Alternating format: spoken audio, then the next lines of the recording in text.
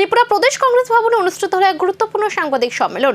রাজ্যের বিভিন্ন ইস্যুতে নিজেদের অবস্থান স্পষ্ট করল কংগ্রেস নেতৃত্ব। এদিন কংগ্রেস ভবনে আয়োজিত সাংবাদিক সম্মেলনে উপস্থিত ছিলেন দলের শীর্ষ নেতৃত্ব ও কর্মীরা। সাংবাদিক সম্মেলনে রাজ্যের বর্তমান পরিস্থিতির, জনজীবনের সমস্যা এবং বিভিন্ন রাজনৈতিক ইস্যু নিয়ে সরব হন কংগ্রেস নেতারা। নেতৃত্বের দাবি, সাধারণ মানুষের স্বার্থ রক্ষায় কংগ্রেস সবসময় লড়াই চালিয়ে যাবে। পাশাপাশি শাসক দলের বিভিন্ন নীতির কড়া সমালোচনা করেন তারা। এই সাংবাদিক সম্মেলনকে ঘিরে রাজ্যের রাজনৈতিক মহলে নতুন করে আলোচনা শুরু হয়েছে।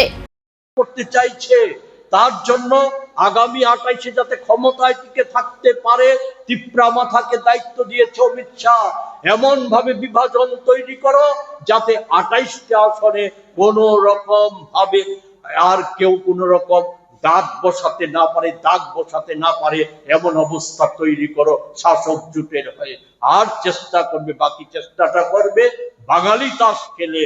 মাননীয় মুখ্যমন্ত্রী যেটা এডিসি নির্বাচনের সময় খেলা শুরু করেছেন, এই খেলে অন্তত সংখ্যাগরিষ্ঠতা অর্জন করা যায় কিনা, এই লক্ষ্যেই সমস্ত কিছু হচ্ছে। তাই আমরা যেটা বলতে চাই যে বিজেপির কাছে বিশেষ করে আদিবাসীরা তারা নিরাপদ নয়। মথা, রুটি রুজি, চাকরি, পানীয় জল, তারপর উন্নয়ন, এই সমস্ত কিছু যে লুটে নিচ্ছে, অর্থ লুটে নিচ্ছে, এই সব কিছুকে আড়াল করা।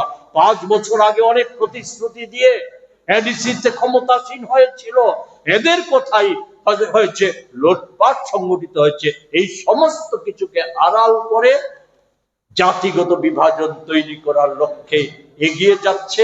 সেই লক্ষ্যেই